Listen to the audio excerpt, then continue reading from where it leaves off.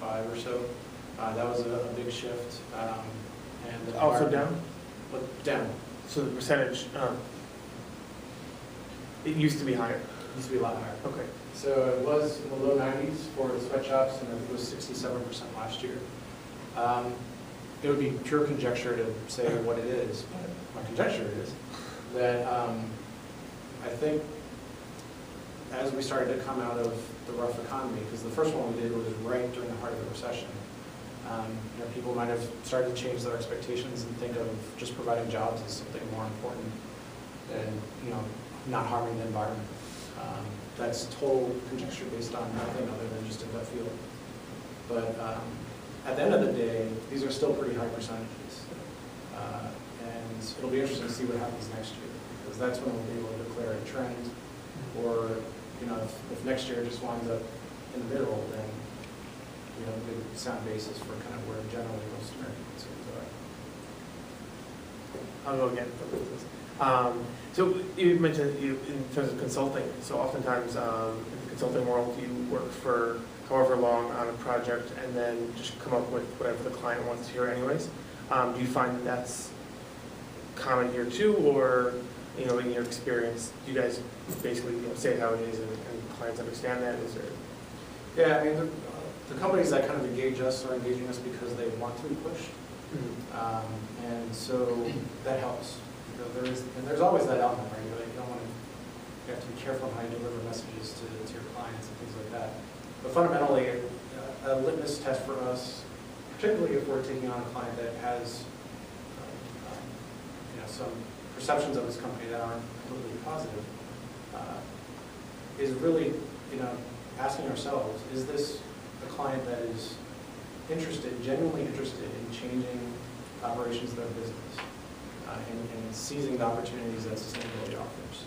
Or do they have a genuine interest in finding that change?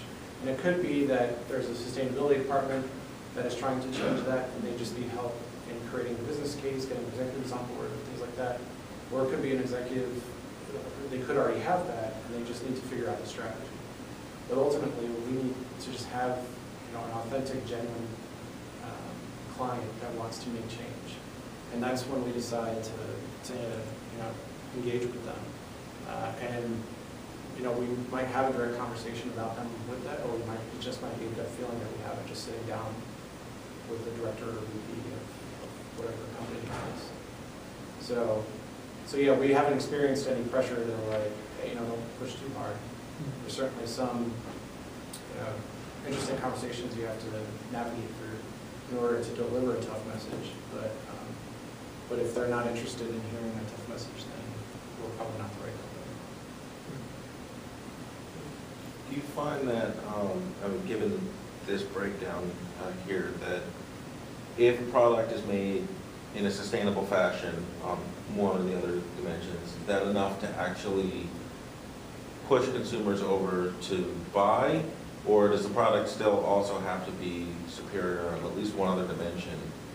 A better tasting burger, a better fitting shoe or something, before anybody will, in other words, the sustainable aspect is just sort of a bonus.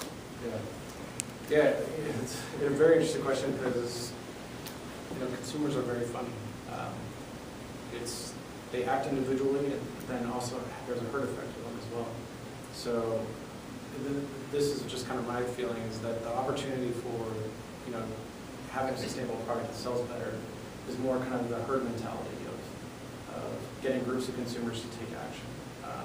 I know one company did a pilot project where they had a product that was made very well from an environmental perspective, had green power with it, fully recycled content, things like that.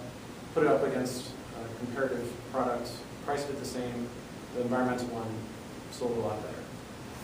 However, when they changed the prices on it to reflect reality that the environmental product was more expensive, you didn't see a change or people would prefer the non-environmental products.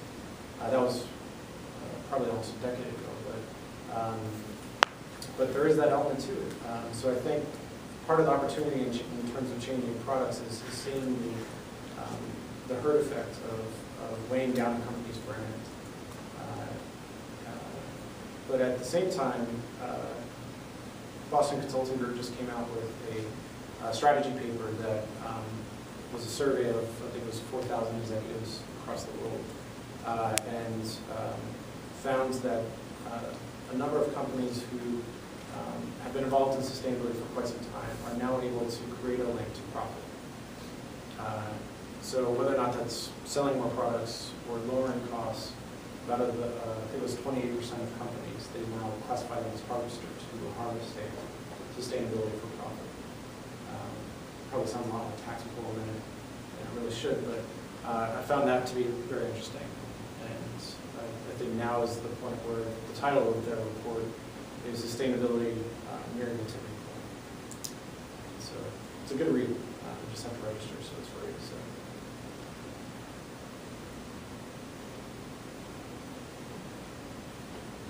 All right. Well, any other questions or anything like that?